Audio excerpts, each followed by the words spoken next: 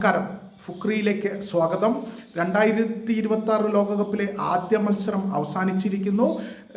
Mexico ദക്ഷിണാഫ്രിക്കയെ എതിരില്ലാത്ത 2 ഗോളിന് തോൽപ്പിച്ചിരിക്കുന്നു. അതിഗംഭീരമായ കളി എന്ന് പറയാൻ കഴിയില്ല. കാരണം പരുക്കൻ കളിയായിരുന്നു, റഫ് ആയിട്ടുള്ള ഗെയിമായിരുന്നു. 3 ചുവപ്പ് കാർഡാണ് റഫറിക്ക് പുറത്തെടുക്കേണ്ടി വന്നത്. 3 കളിക്കാരെയാണ് ചുവപ്പ് കാർഡ് കാട്ടി റഫറിക്ക് പുറത്താക്കേണ്ടി വന്നത്. അതിൽ 2 പേർ ദക്ഷിണാഫ്രിക്കക്കാരും ഒരാൾ മെക്സിക്കോ ടീമിലും ഉൾപ്പെട്ടവരായിരുന്നു.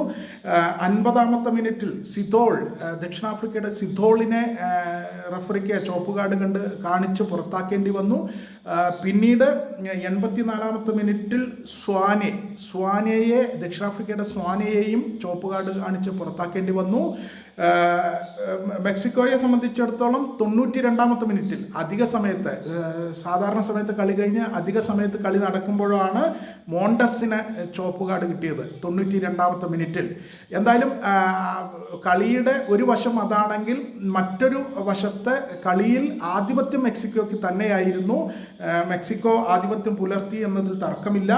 അവർക്ക് 9-ാമത്തെ മിനിറ്റിൽ ജൂലിയൻ കിനോനസ് അവർക്ക് ആദ്യ ഗോൾ നേടിക്കൊടുത്തു. ഈ ലോകകപ്പിലെ ആദ്യ ഗോളാണ് കിനോനസ് നേടിയത്. അതുവഴി 9-ാമത്തെ മിനിറ്റിൽ തന്നെ മെക്സിക്കോ മുന്നിലെത്തി. പിന്നീട് ആദ്യ പകുതിയിൽ ഗോളുകളൊന്നും കണ്ടില്ല. ഇരു ടീമുകളും പിന്നീട് ഗോളുകളൊന്നും അടിച്ചില്ല.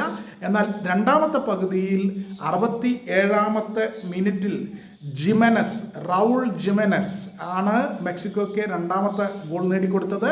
അതോടുകൂടി ഏതാണ്ട് കളിയിൽ പൂർണ്ണമായും മെക്സിക്കോ പിടിമുറുക്കി എന്ന് തന്നെ പറയണം.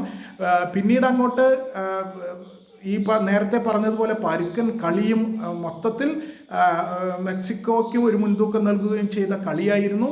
എന്തായാലും ഈ ലോകകപ്പിലെ 2026 ലോകകപ്പിലെ ആദ്യ മത്സരം മെക്സിക്കോ സ്വന്തമാക്കിയിരിക്കുന്നു.